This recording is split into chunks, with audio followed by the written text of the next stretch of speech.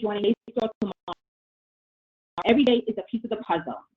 Our moderator tonight is Mrs. Charmaine Jenkins, and our panelists will be Mrs. Monica Flores, Mrs. Anjanette Pierre, and Mrs. Camelita Parrott Bosway. I am Tara Bellevue, co-founder of Today's Girl, Tomorrow's Woman, and I'll be your facilitator. Charmaine, please introduce yourself. Oh, hello, everybody. I hope all is well all over these states where you all are at. Are they in New York? Everybody from New York here? Our panelists, are they all from New York? No. Okay, great. So I was right, from all over these states. My name is Charmaine Jenkins. I am an educator and I'm a life coach. And now I am an author. And I will be the moderator for today. I'm going to introduce each panelist one by one, let them tell themselves a little bit about themselves, and then we're going to move on and have ourselves a wonderful discussion and service to you wonderful girls out there. Okay? So my first panelist I'd like to introduce is Miss Carmelita Parrott Bosway. She is a financial reporting manager for the Charlotte Douglas International Airport. That sounds like free tickets and buddy passes. So tell us a little bit about yourself. All right. Well, good evening. It's wonderful to be here. As Ms. Charmaine mentioned, I am the financial reporting manager for the airport here in Charlotte. I'm an accountant, have been for 20 plus years, and gained my training through the Air Force. I was active duty Air Force for 10 years. And then once I got out of the military, I tried my hand in the public sector, and I've been there ever since. And so it is truly a pleasure to be seated with you wonderful women tonight to discuss our goal setting. Thank you so much. Our next panelist will be Miss Anjanette Pierre. She's an attorney for New York City Department of Education. Please introduce yourself to the young ladies. Hello, my name is Anjanette Pierre. Glad to be here this evening. As has already been indicated, I'm an attorney with the DOE with the Office of Labor Relations and Collective Bargaining. So it's just a fancy way of saying we deal with employees who have some type of issue or concern, and our office handles those appeals. Education has always been a passion for mine, as well as working with students. So I'm really happy to be here this evening to talk about goal setting for young ladies. Thank you so much. And then we have Monica Suarez.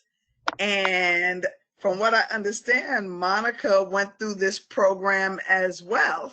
So you're an alumni of the program. Is that true, Miss Monica?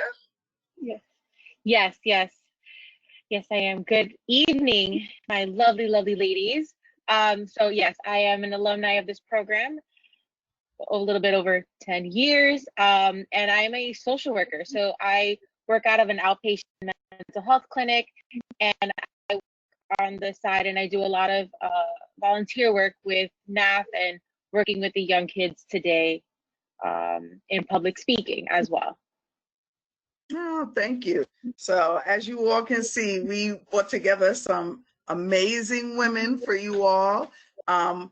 This panel on Every Day is a Piece of the Puzzle is really going to be talking about choices and goal setting, all the different things that you need to, the little pieces of the puzzle that you need to put together to create a really powerful experience for yourselves, to be able to do great goal setting and to map and shape your future. So we're going to start off talking about goals, which I think are really, really important. So my first question to all of you is it important? Do you feel it's important to have goals? I know I do, but do you feel it's important to have goals? And then support it. Why or why not? And support what it is you feel. Don't all jump in at once. Okay. It's hard when we're online. So you all like me to pick people, or you want to indicate to me how you want to do it? Or we just I can start. I definitely think it's important to formulate goals for yourself. Growing up, I remember my mom always saying, if you fail to plan, then plan to fail. So she and my father were both big components of making sure that you have a plan and trying to establish what it is you want to do and breaking it up into pieces so that it's not as overwhelming. And one of the things they also stressed is that while you make a plan, it can change. So you have to be open to that plan changing and not letting that set you completely off course, that's natural, and being able to deal with those changes and just pivot the way you may deal with something is going to help you throughout life. You packed a lot in there. That was great. So failing to plan, if you fail to plan, you plan to fail. I don't think that should be overlooked. In the conversation, being flexible, you talked about being flexible and also understanding that sometimes if things have to change, it's not the end of the world, right? Life very rarely goes the way we plan it to or want it to. There's always some kind of little dance going on there. So Absolutely. thank you. Who else would like to jump in on this? Well, I definitely concur with what Ms. Anjanette has already said, but I do think that setting goals is very imperative. I mean, it's pertinent in any aspect of your life, from what you're doing in school to how you plan to live your everyday life. You know, bringing it to the young ladies in a real form that they could really see today. It's when you're planning to go with your friends. You don't just arbitrarily go somewhere. You know, typically when you're going to meet up and go, you're planning to have a good time. And typically that means that you're planning to do something. And so having a goal, whether it be short-term or long-term, you got to have it. And I also believe that celebrating your successes along the way will help you obtain your bigger goals. And so, you know, it's like, don't settle. That's the biggest thing. You know, you set your goals high, being flexible and understanding that plans change, but you have to set some goals, and some of them are more realistic than others. You know, but you have to challenge yourself to meet your goals. I always say, goals make little, they are big enough.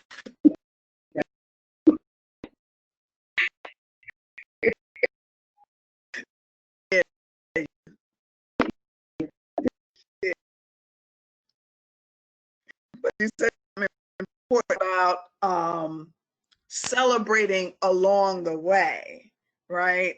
Don't wait till you get the whole big goal to acknowledge yourself, and then don't be disappointed if you don't, and don't negate what you've created if you don't make the goal that you set for yourself, right? So you said that you were I'm gonna pick something easy. Do that I'll say to myself, I'm gonna do 100 sit-ups. Right? And so I did 88. I can't say, oh, just because you didn't do 100 means you didn't do anything, right? Like, you have to celebrate the fact that you made it to the 88, and then you press on, you know, to 100 if that's still what your goal is. But I know a lot of kids, if they don't do exactly what they decided and said they were going to do, they've decided that none of it matters.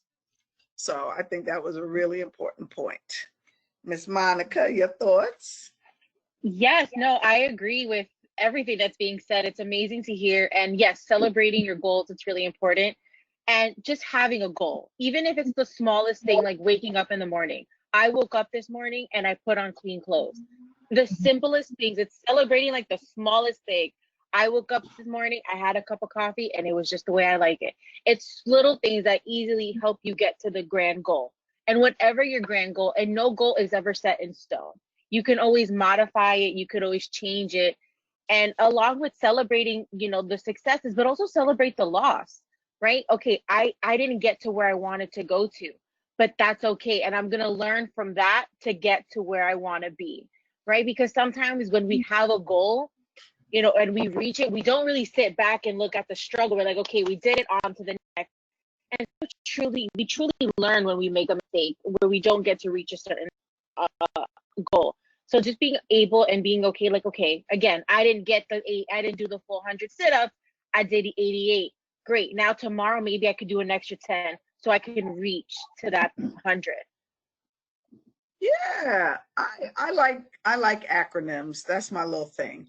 And when you said fail, it made me think about, I look at fail at first attempts in learning. And so do we ever really fail? If we're on course and we're on a journey towards something, have we really failed just because we didn't do it? Or did we learn a lesson? Did we learn what not to do? Did we learn, what doesn't work, right? So I think that's a great point. And also, time will allow you to measure your progress. So, you talked a lot, all three, about chunking and little goals and milestones.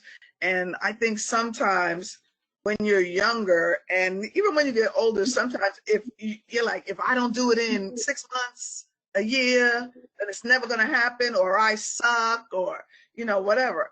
And really, what you will accomplish in 5-10 years, when you look back on the little incremental differences that you probably got mad at yourself because it wasn't big enough, and then when you look back and you're like, dang, oh, I really did that, right? So don't get discouraged when it doesn't happen in the moment. I was thinking, can you all think of any areas where the examples you gave held true for you, where you had to pivot and make some changes, like that was mentioned, or how you chunk goals? Like if you could give some solid examples of some of the things that you mentioned.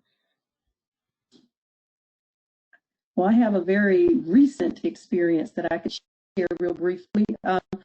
I just completed another degree, and it was a master's in accounting. And so I was celebrating along the way, but it was a very tough journey, to say the least.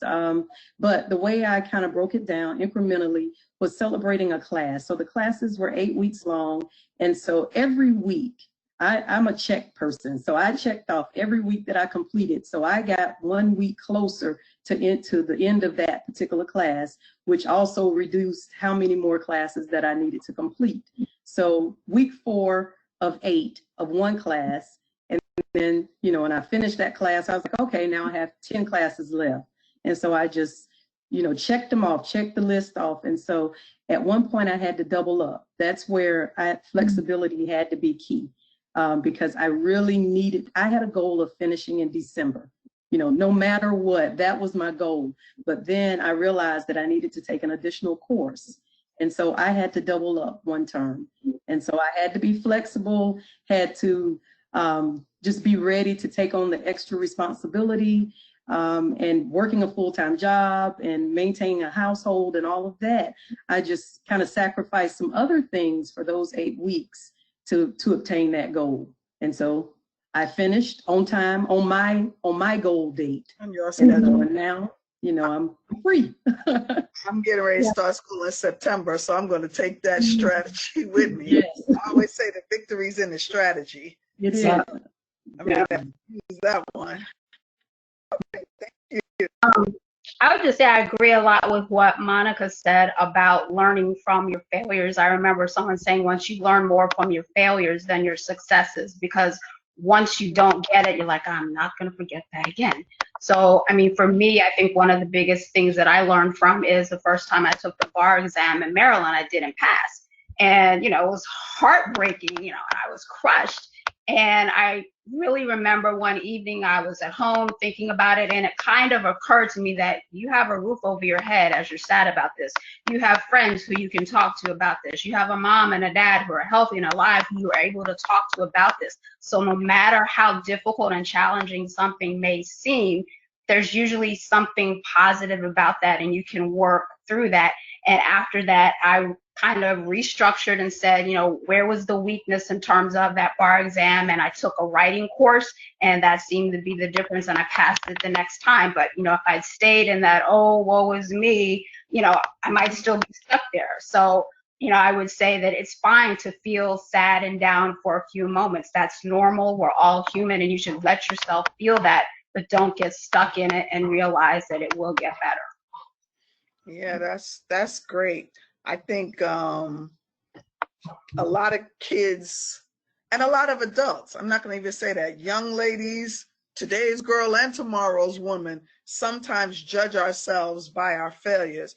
And then we label ourselves. It's not that we failed, we're a failure. So that we don't separate the action from the person or the possibilities, right? Mm-hmm. So I think that's a really great point that you made about understanding that just because you failed the bar didn't speak to your possibilities or your capabilities, right? And so you regroup, you look for its feedback. I was a professor at a college for 15 years, and I used to tell the students that your grades are just feedback around your capacity with this assignment, right? It doesn't speak to who you are or your ability to graduate college or anything. It just says that as far as this assignment goes, this is the level of your capacity, unless you were being lazy, or it says you were being lazy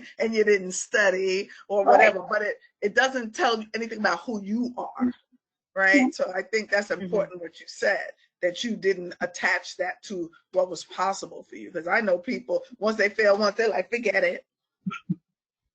Yeah, I can't do it, you know? So I think that's good for the young ladies here.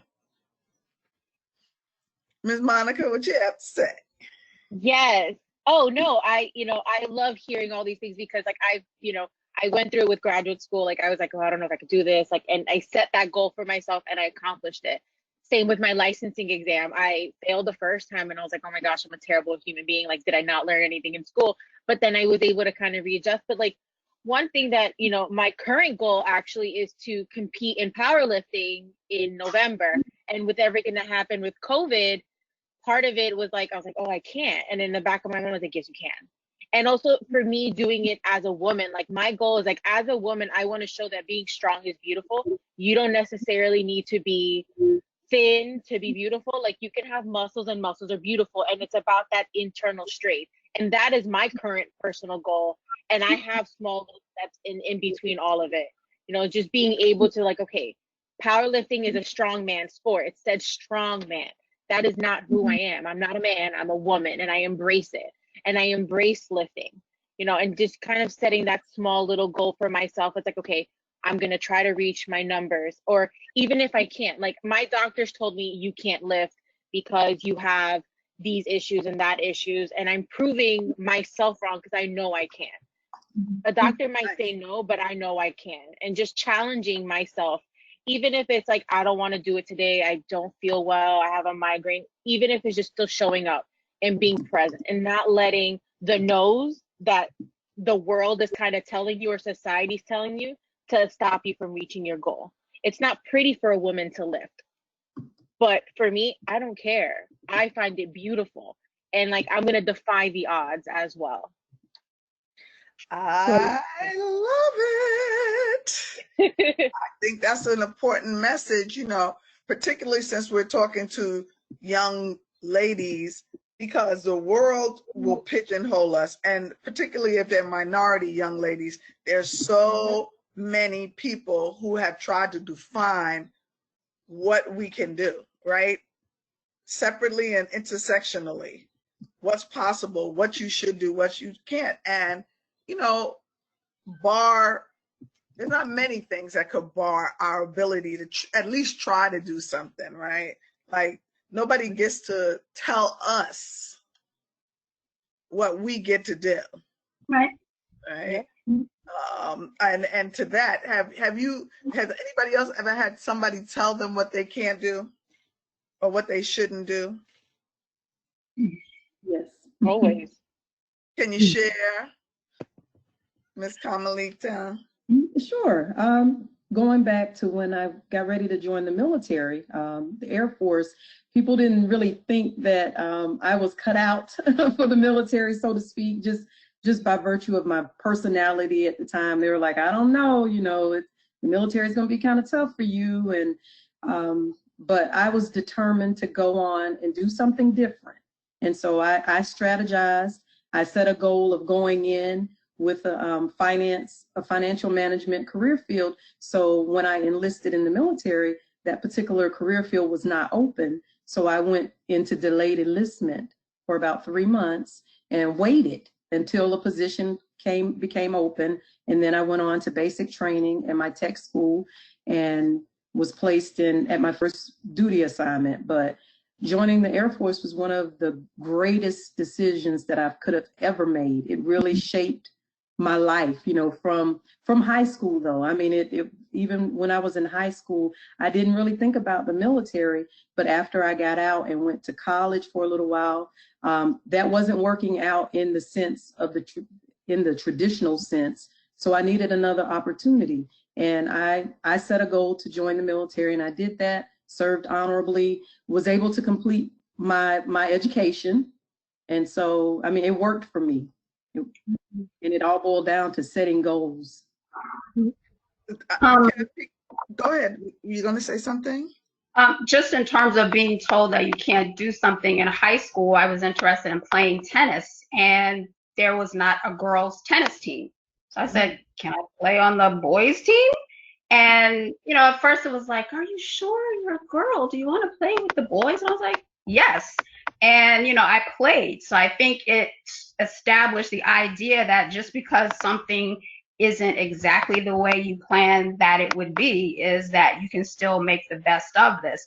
And I learned from that is really important. Also, when you're learning how to do something, try to always learn from someone who's better than you. Someone who I worked with, she said, you're not going to get better at playing tennis if you only play with people who you can beat all the time. Play with people who are better than you. And so I would apply that to many things in life. In high school, I participated in things like forensics and public debate and theater, and all of those things helped me with skills in terms of public speaking that can play a role in my eventually becoming an attorney.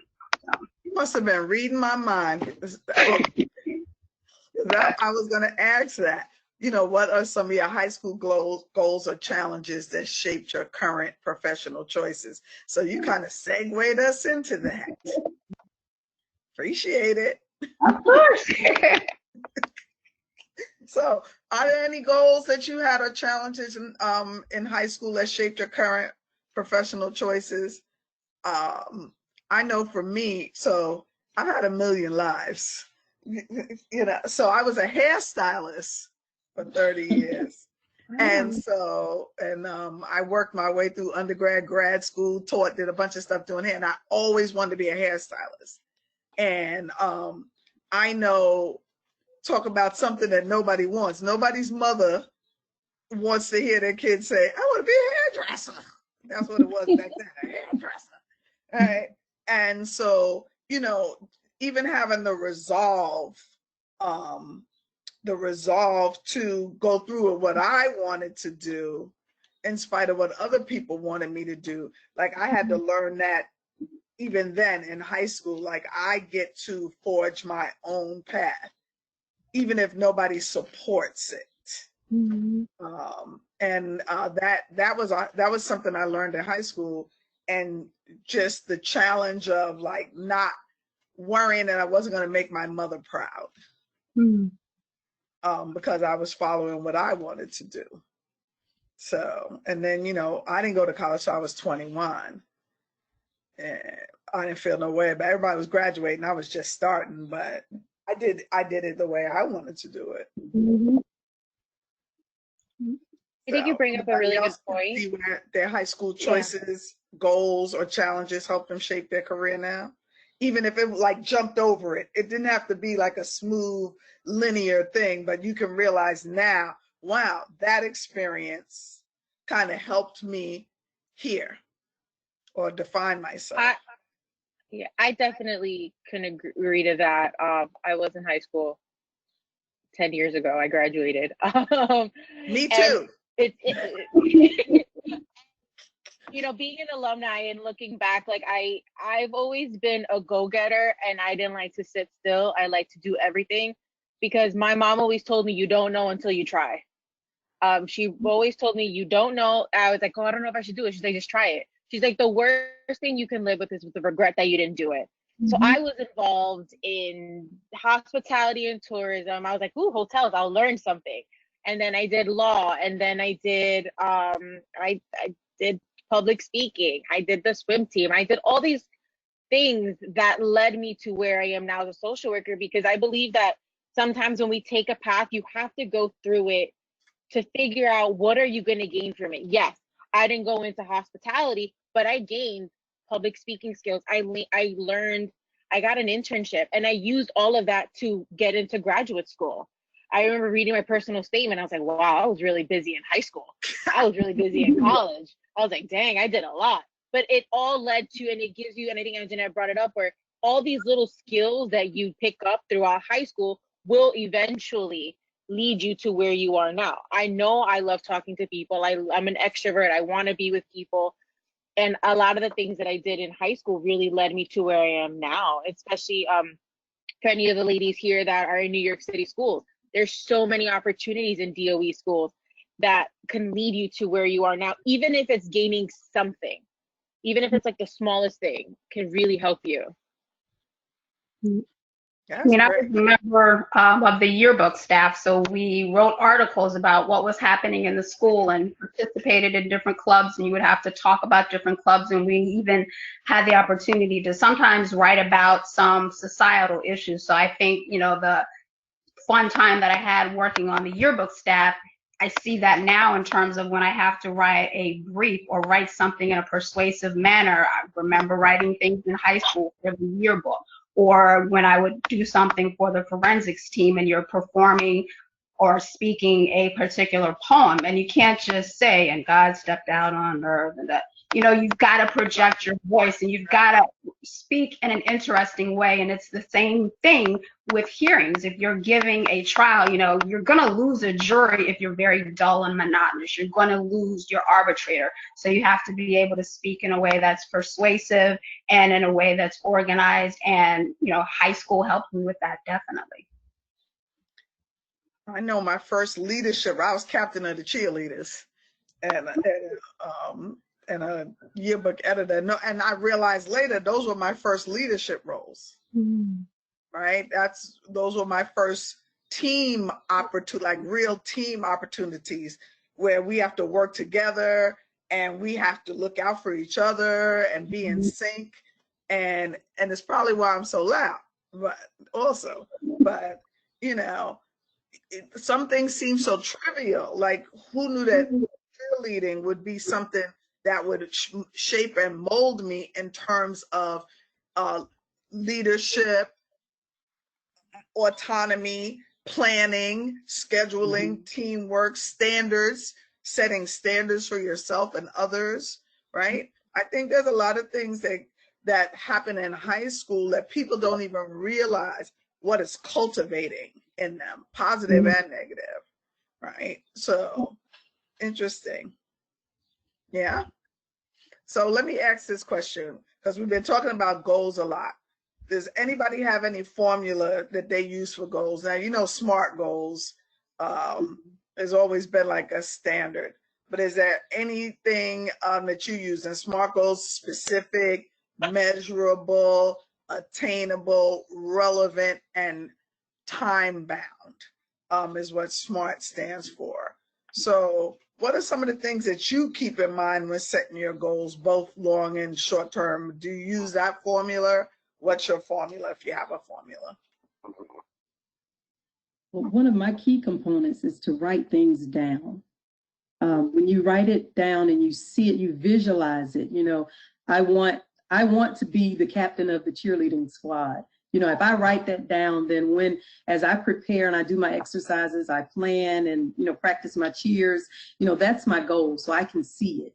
And so as you work through that, you can tell, okay, well, I need to be able to tumble 10 times. I wasn't a cheerleader. I was on the band, but I need, you have your goals and you know what you need to do in order to obtain that goal. So writing things down, and I do write short and long-term goals, and not all goals are long-term. Some are, this is what I'd like to do in the next 30 days. This is what I need to do in the next 30 days. And so in some of the scenarios that I read through for this particular webinar, some things are short term. So being clear in what your goals are and things that you need to do to achieve them will be, that's the key for me, writing them down and going back and revisiting. I write a checklist, if it may be steps 1 through 10, how do I start with number 1, and I try not to skip, but occasionally you want to go back, you want to move up to see where you are. So if you need to look at number 8 to see what you need to be doing to get to 10, it's okay to do that as well. But being, just looking at things on paper is very helpful for me. Do you do that with personal, casual, recreational goals as well? I do that with everything. Yes, I do. Yes. The accountant in you. Yeah, that is definitely true. Yes. Mm-hmm. Yeah. Super methodical. Okay. I agree with writing things down. And one thing I also try to do is, someone once told me about, see the beginning from the end. And start what with the end in mind.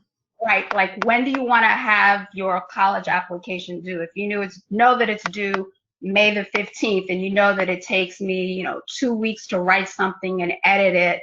Well, what are 2 weeks before that date? And what else do I have to do? Do I need to do research on that? Well, will that take me a week? Okay, so that's going to push it back another week. So to try and come up with a timeline in my head of when do I need to start this? What are the time frames for different things that I have to do in order to reach that goal? Yeah, and with that concept of begin with the end in mind, it also might tell you some skills you might have to learn, right?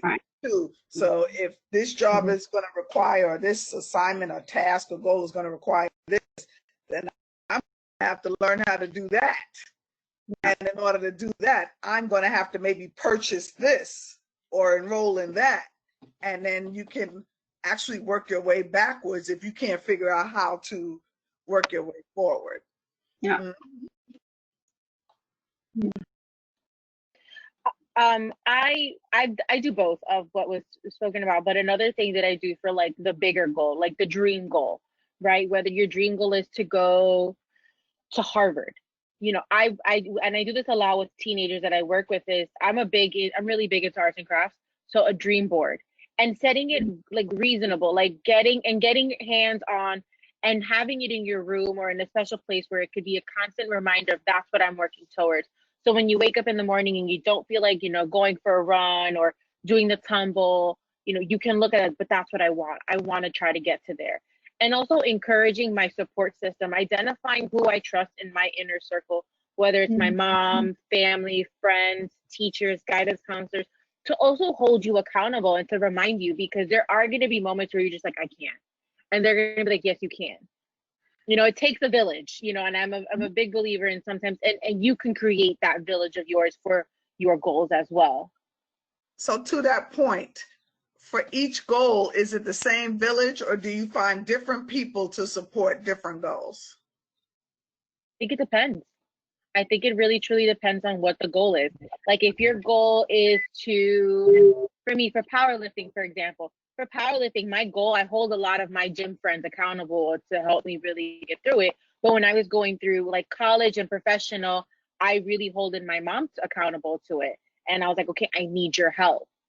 And asking for help could be quite difficult. But it's also super rewarding at the end of the day. So I think it really depends on you and your form of how comfortable you are with those around you, because maybe your family might not be super supportive of your goals, but your friends are, your teachers are. It's just finding truly who you feel comfortable and safe to talk to. Yeah, I think that's an important point. That's why I asked you, like, everything ain't for everybody, right? And so, you have to find support. Support might not look the same with every different thing you do. And the people that you love and are super supportive in one area might not be super supportive in the next area. And so you have to find a support team in that area. Right. So it's like friends. Sometimes, you know, you got your friends you go to the club with, and your study group friends, and your friend that you can let know all the secrets that you know won't tell anybody and judge you. And then your other friends who teach you how to talk in the boardroom or speak in the boardroom. You know, it's like we have different friends. I think sometimes you have different people that will support your vision or hold you accountable or push you forward too. Because everybody's not going to hold you accountable. Some people are actually going to be like, you did enough, slow down. Right. And I think that's almost the perfect definition of a village, is that you have different people surrounding you who you know they have certain strengths that will help you in some areas. I have friends, you know, from high school who will remind me, when was the last time you did this or that? You know, you need to get back to that. I have certain friends I know I can call or talk to when I'm feeling down and I just need to, you know, have a little pity party.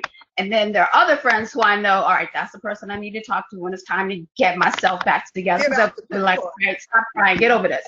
You know, and my mom is like the perfect balance of that. She would always say if I was sad or something, you know, during high school, she was like, all right, you've got 30 minutes to moan and complain. All right, 30 minutes is up now. What are you going to do? What's the plan for how to get over this? So it was a combination of those things. Right. I think sometime when you're young, you think it's all or nothing. And if those people aren't there for you in one area, then they're not your friend. So, you know, and they know, you know, I need to move on. And so that's why I was glad that, you know, this came up too. I'm hoping that we can set them up to dispel some of the ways of thinking.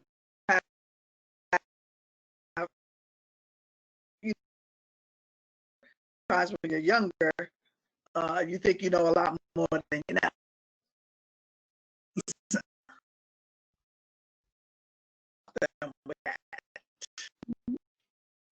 I join us. Yes,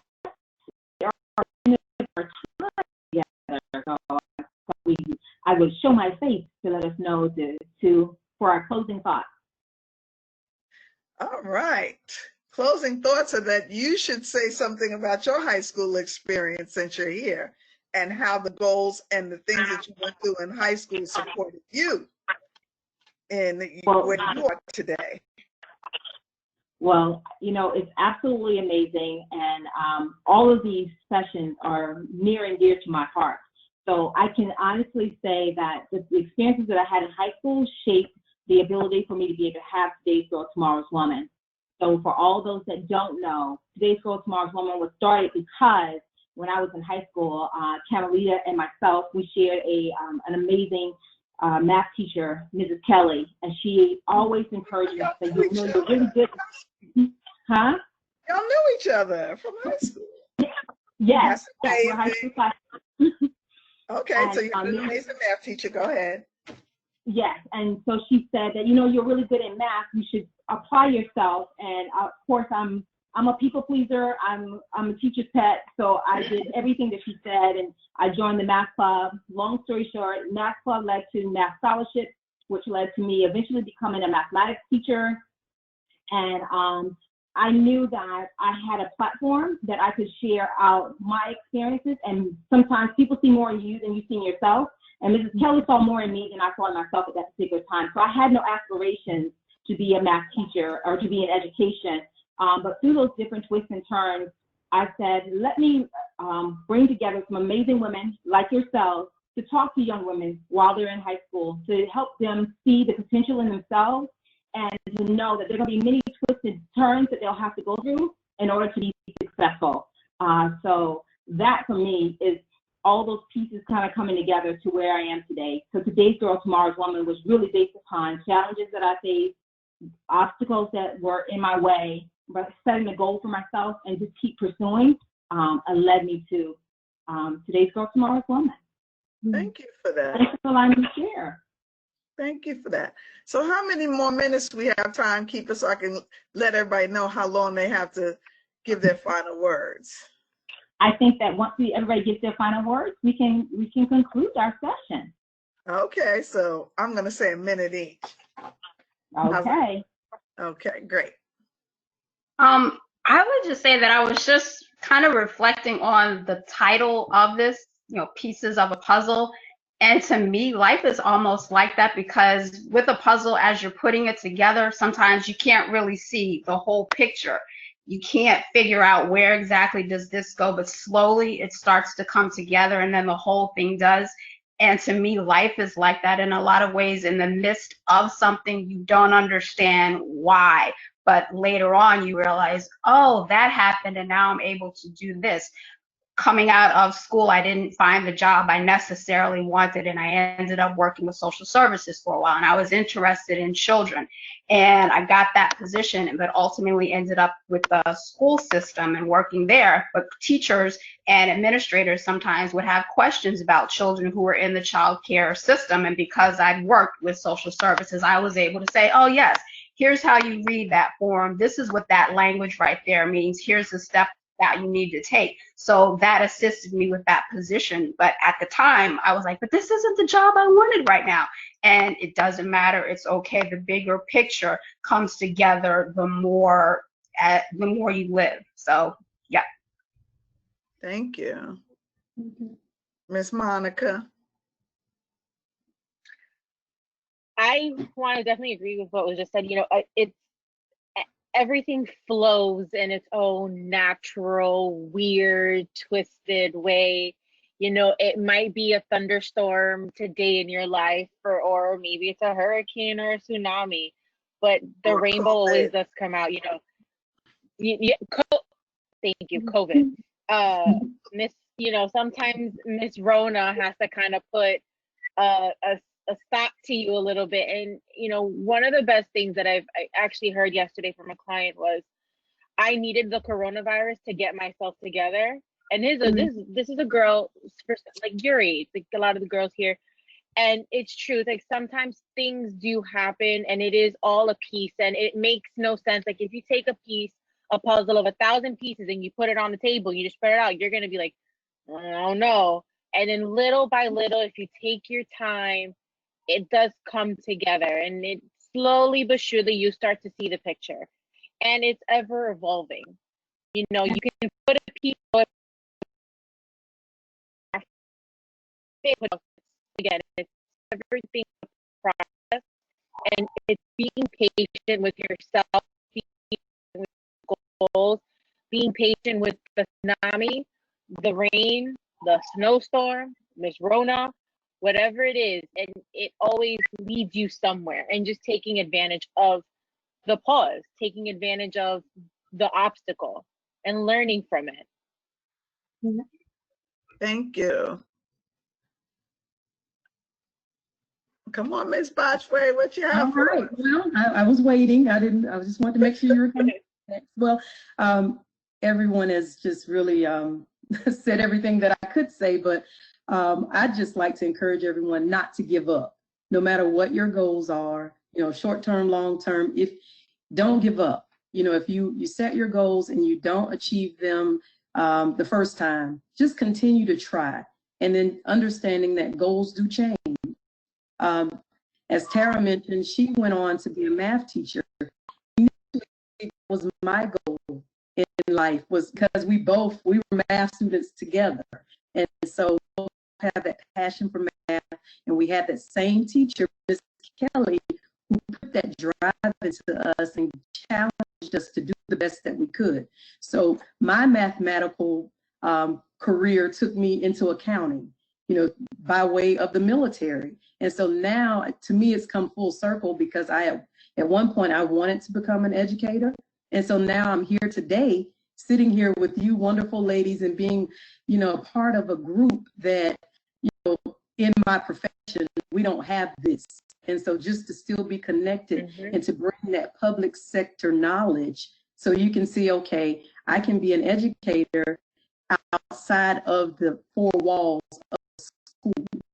And so now I have different experiences that I can bring to the group, and also get to feel like I finally get to be a teacher, so to speak. And so I'm really excited about that. So I just encourage everyone, you know, all the young ladies to just continue to set your goals. Don't give up, no matter what happens. If you fall down, get up, try again and again and again until you succeed. And I can assure you, you will succeed. Something tells me that there are many people who would have consider you having taught them something. Yeah. I would imagine so. So I'll take the liberty to say a couple of things as you all were talking. It made me think, and I think what I want to say initially is that your history and your pathology has nothing to do with your possibilities. And so you might have gone through some things, you might try some things and they don't work out, you might fail, you might have to change. None of that speaks to what's still available to you. I don't care what kind of household you come out of. I don't care what kind of mistakes you made up to this point or you will make later. They do not have a limit. They, much like I said about failing a test, it doesn't define you. It just defines who your possibilities or your capacity or your habits, your study habits in that moment. But it doesn't say anything about you. Neither does anything that's happened to you.